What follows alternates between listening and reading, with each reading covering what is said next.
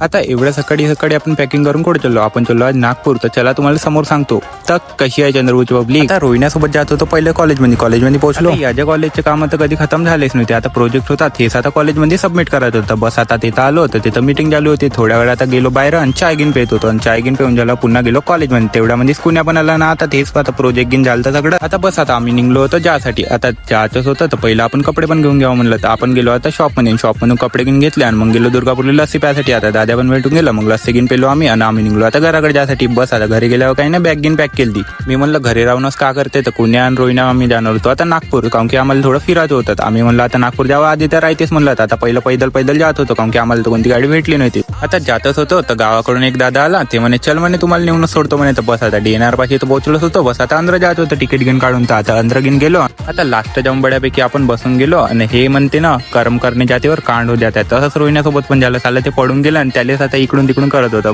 आता इकडे टीव्हीवर पिक्चर चालू होता आणि इकडे पुण्या मॅच पाहत होता. आम्हाला भूक पण लागली होती आणि DNR पण थांबली होती. तर आम्ही आता रेस्टॉरंटमध्ये गेलो आणि बस आता तिथून नाश्ता घेऊन उचलला आणि खाल्ल्यावर काही नाही. आता बस आपण जात होतो. आता DNR मध्ये गेल्यावर तर झोप येत होती पण झोप तर काही आपल्याला आली नाही. थोड्या वेळ थांबल्याच्या बाद आपण पोहोचलो होतो छत्रपती शिवाजी चौक. तिथं उतरल्यावर आदित्याला कॉल केला कुठे म्हणलं. तर आपण आता या टुकीन पकडला होता ना आपल्याला जात होतं त्याकडे. आदित्य तर भेटलो होतं. आदित्यसोबत रोहिणा गेला आणि मीनं केला अमन्याला कॉल. अमन्यासोबत आम्ही गेलो रूमवर गेलो फ्रेश घेऊन झालो बड्यापैकी. थोड्या वेळामध्ये आदित्य आणि रोहिणा पण आलते आणि आजपासून सगळं काही नवीनच दिसणार आहे ब्लॉग मध्ये. तर नक्की फॉलो करून ठेवा. तर मंक भावनाच्यासाठी एवढंच. भेटू पुढच्या ब्लॉग मध्ये.